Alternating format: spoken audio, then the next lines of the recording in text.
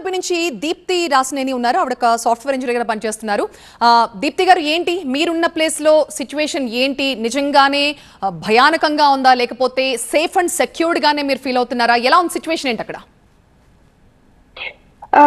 ఇక్కడ సిచ్యువేషన్ అయితే అంత పానిక్ గా ఏం లేదండి. గవర్నమెంట్ అన్ని మెషర్స్ తీసుకుంటోంది.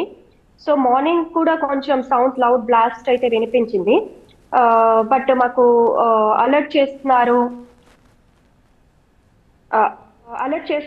ప్రాపర్ గా అలర్ట్స్ ఇస్తున్నారు. గవర్నమెంట్ నుంచి ఎమర్జెన్సీ అలర్ట్స్ ఇస్తున్నాయి. And supply chain like groceries కానీ అవైలబిలిటీ ఆఫ్ ఫుడ్ డెలివరీస్ అన్ని ప్రాపర్ గా అవుతున్నాయి. బట్ టెన్షన్ అయితే ఉంది ఇక్కడ. బట్ ఈ పానిక్ కండిషన్ అయితే లేదండి, ఇక్కడ కనిపించడం లేదు. అంటే యూజువల్లీ ఇలాంటి సిచ్యువేషన్స్ లో ముందు అందరూ మనకి ఫుడ్ దొరుకుతుందా లేదా, లేకపోతే మన డైలీ నీడ్స్ అవసరం పడతాయి కాబట్టి అందరూ ఒకసారిగా స్టోర్లకు పరిగెత్తడం, ఇలాంటి దృశ్యాలు మనం చాలా సందర్భాల్లో చూసాం. సో మీరున్న ప్లేస్ లో అబుదాబిలో అలాంటి సిచ్యువేషన్ మీరు ఏమైనా చూసారా? ఒకసారిగా స్టోర్స్ కి పరిగెట్టడం జనాలు ఇవన్నీ? ఇక్కడ సప్లై చైన్ కి సంబంధించి ఏ డిస్టర్బెన్సెస్ కలగడం లేదండి. అండ్ గవర్నమెంట్ నుంచి కూడా మాకు ప్రాపర్ ఇన్ఫర్మేషన్ వస్తుంది.